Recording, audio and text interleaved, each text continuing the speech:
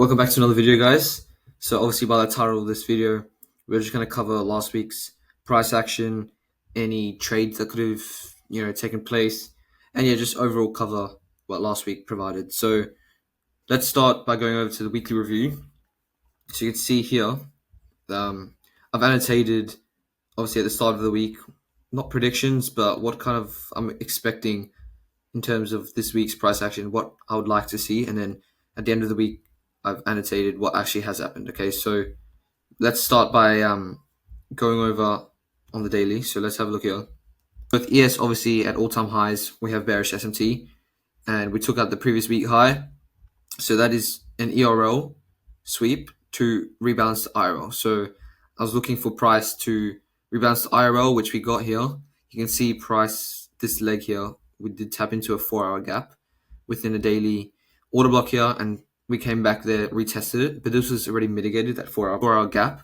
So wasn't the most confident, but yeah, leaving equal lows here, I thought we'd probably take out previous week high again and then come and sweep that later down the line. But yeah, you'll see later what actually happened. Oops. So we can see here, that was the daily. Now on the 12-hour, similar thing. So we took out the previous week high and, rebalanced into this 4-hour gap here, which you'll see on the 4-hour. But on the 12-hour, all we really are is just a 12-hour order block here. And we're also, respecting this 12-hour BISI here. Okay, so what I was expecting for this week was this to be an IRL here, and then we take out previous week high. So IRL to ERL. So that was my drawn liquidity this previous week high. Okay, you can see more clear that this 4-hour gap here was already mitigated here, but we came to retest that. We didn't actually sweep that low either, but we do have SMT here, and we had the change in state of delivery. So yeah, let's just see. So we went up to previous week high, took that out, ERL. Okay, so now price is going to be drawn to inefficiencies. Okay, so look here, we have this gap here, price came in, filled it, and then we went lower into this 4-hour gap. Okay, so we swept the previous high, rebalanced into this 4-hour gap with an order block, and that was our IRL. Okay, then what you need to see to start trading long into the previous week high, we want to see SMT, which we got, and we want to see a change in state of delivery. So we had this 4-hour change in state right here, and price was actually respecting this gap that was formed here, this 4-hour BISI, and yeah, we started to expand higher. So we had, and was respecting the 4-hour change in state of delivery level. So it looked quite bullish to me that we were going to reach this previous week high because, IRL to ERL. But then again, we need to take into account weekly profiling as well. So is Monday just going to stay in here, accumulate more? And then where's the manipulation going to happen? Is the manipulation going to go higher and then go lower? So you need to always keep that in mind. So yeah, this is the same for 4 hours. So you can see I was looking at this market maker buy model here with the consolidation up here, SMR at the bottom here. We reached this discount as well, discounted fair value gap, and then we want to move into ERL. So that was the move I was expecting. Okay, so what we can actually see happen this week is, let's go to the daily now. So on the daily, we can see that we actually properly filled a 12-hour gap at the bottom here. Okay, we filled this gap, no longer just this little equal lows nonsense here. We actually came lower, swept previous week low with SMT, and then we traded into the previous week high. Okay, so I thought we had already hit this IRL move here, and we're trading into ERL, but we came back one last time to fill unmitigated gaps before we actually reached the previous week high draw. Okay, so on the 12-hour, we can see price was actually just accumulating in between these gaps here. So we had this 12-hour BISI here as drawn out, and then this 12-hour SIBI here. You can see price just accumulating, touching both ends, and then manipulating lower, taking out previous week low in this 12-hour gap, perfectly filled.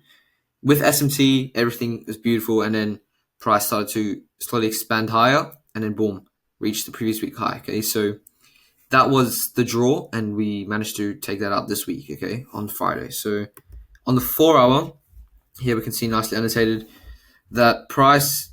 So obviously this leg here, you can see we marked this out. This is the discount. We want price to reach discounted PD raise before reaching back to ERL. Okay, so price here, see the 50% here.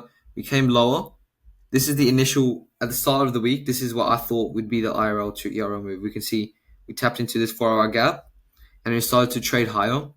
Meanwhile, in hindsight, that is just an accumulation stage before we actually make the proper SMR. So we can see here at the top here, the previous week high, we formed this original consolidation. So this is timed consolidation. This is what we're looking for. So this is what we're looking for price to sweep again, to come take liquidity. So we had this original consolidation, price expands lower, and then look at all this liquidity being built up. So we had this low here and this low, which is previous week low. So this was equal lows at the bottom here, relative equal lows. And then we had relative equal lows here again. Then we had just a little sell side swing low there, equal lows again, and then another sell side. So look at this trend line liquidity we had right here. All this was taken out in one candle. Look at this massive 4 hour candle, swept previous week low, reached the discount BISI right here. This formed as the actual SMR. So we can see we reached a key level here. This is IRL key level with SMT. Okay. And then you see we traded through this 4 hour CB right here. Slowly but surely we got there. So this was a speed bump in price. You see, as soon as we closed above it, we expanded straight away into the ERL target. Okay. So we went from IRL to ERL. And yeah, you can just see this market maker buy model. So we had the sell side of the curve here. We had OG consolidation, accumulation stage 1. We just engineered the sell side liquidity. We kept taking the buy side liquidity, as you can see, and then we just engineered sell side to be taken out with SMT in a key level, and then to complete the buy side of the curve, we expanded into ERL. Okay, that's what's the market recap. I will go over my weekly outlook for the coming week as well. We can see here, obviously took out the previous week low here in this gap. We really covered this and we take out previous week high. But in terms of, let's read this. So currently have no bias. We took out both previous week low and high this week. It does look like we were bullish last couple of weeks, slowly trading higher. So we can see traded a higher high, higher low, higher high, higher low, and then higher high. So it does look like we're bullish in terms of order flow, but you can see we have internal SMT here and also this larger high time frame SMT with ES taking all-time highs. So it could, and also the closure of this candle here, just sweeping this liquidity could mean that we go lower.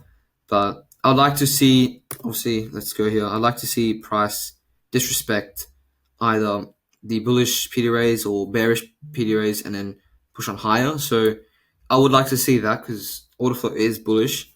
I would like to see price be supported with this SMT. And you can see actually are respecting all these bullish PD rays. You can see this larger grey box here is the weekly BISI, which we respected nicely. This 12-hour gap here respected. This one also respected nicely.